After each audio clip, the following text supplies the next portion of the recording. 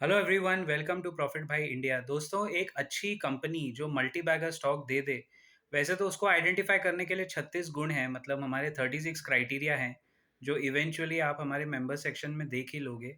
लेकिन एक beyond all of this stock criteria, stock picking, अगर मुझे एक इंडियन बिजनेस के न्यूआंसेस में घुसना है और मुझे अच्छे टाइप ऑफ बिजनेसेस पकड़ने हैं, तो उसमें हमें बहुत ज़रूरी है ये पता करना कि कौन सी कंपनी लिस्ट तो हो गई, आईपीओ कर गई, लेकिन आज भी लाला कंपनी की तरह चल रही है।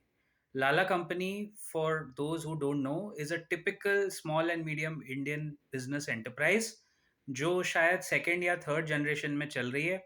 जो किसी राम किशन जी, किसी एक ज़माने के राम किशन जी ने 1930 40 या 1950s या 60s में शुरू की थी, और आज वो 2025 में आ गए हैं, लेकिन उनके तरीके अभी भी 1950 के बैठे हुए हैं। हो सकता है ऐसा, कच्चे में काम करते थे, टैक्स तभी भरते नहीं थे, जीएसटी क्या है सिर्फ अवॉइड करना सीखा है। ऐसा हो सकता है और हो रहा है। इंडिया में छोटे शहरों में अगर आप निकलोगे, ट्रैवल करोगे दोस्तों, आपको दिखाई देगा ऐसे अरबों खरबों लाला कंपनीज है जिनका टर्नओवर 10 15 20 25 100 करोड़ होगा, but they are not even registered, they might not be paying accurate GST. मैं बहुत जिम्मेदारी के साथ ये बात कह रहा हूँ। ऐसा क्यों है? क्योंकि आप सिस्टम तो जानते हो, अगर वो जीएसटी भरेंगे, उनके मार्जिन, जो प्रॉफिट मार्जिन है वही उसमें चला जाएगा, तो वो प्राइस कंपेटिटिव कैसे होगा? How will they compete against those so called listed brands?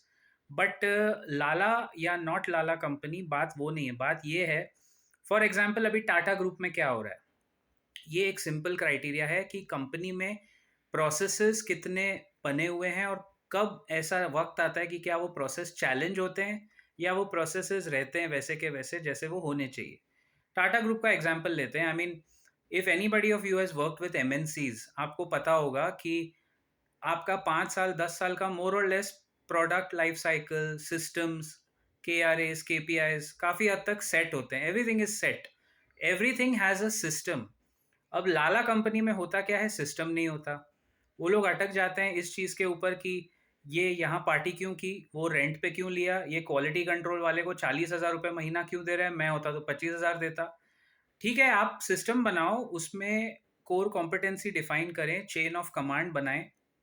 ये सब सिस्टम्स एक अच्छी मल्टीनेशनल कंपनी को एक छोटी कंपनी से अलग करते हैं। एंड इवेंचुअली आप मानोगे नहीं, बट यही चीज़ें आगे जाके फिर वो मल्टीनेशनल कंपनी हो या मल्टी सिस्टम कंपनी ही मल्टी बैगर भी बनती है eventually. It could be a small company but it is working with systems. So मैं जो टाटा ग्रुप का एग्जाम्पल ले रहा था, अभी जैसे रतन टाटा गुजर गए, नहीं रहे अनफॉर्चुनेटली। अब उनके जाने के बाद हो क्या रहा है कि शायद जो नीचे का जनरेशन है वो टेक ओवर करना चाह रहा है, लेकिन ऊपर वाले जो लाला लोग, अब टाटा कंपनी में होने तो नहीं चाहिए, लेकिन ऊपर वाले जो सीनियर लोग होंगे, जो 75 80 ईयर्स के होंगे, वो 45 50 वाले को देख के बोलेंगे, तू सिखाएगा हमको? तेरे को तो हम लोग स्कूल से पिकअप करके आते थे। अरे तू है क्या चीज़? रतन टाटा ने तो तेरे को हमारे सर पे बिठा दिया, अब तू सिखाएगा हमें कि टाटा ग्रुप को एयर इंडिया लेना चाहिए था, नहीं लेना चाहिए था? टाटा मोटर्स का स्ट्रेटेजिक एक्सपांशन सही था या गलत था? अब तेरा रतन टाटा यहाँ नहीं है, अब वो गया। Guys, I am not saying ऐसा हो रहा होगा। All I am saying is, इस तरह की हरकतें कंपनीज में होती हैं जब एक पेट्रियार्क या मेट्रियार्क गुजर जाते हैं।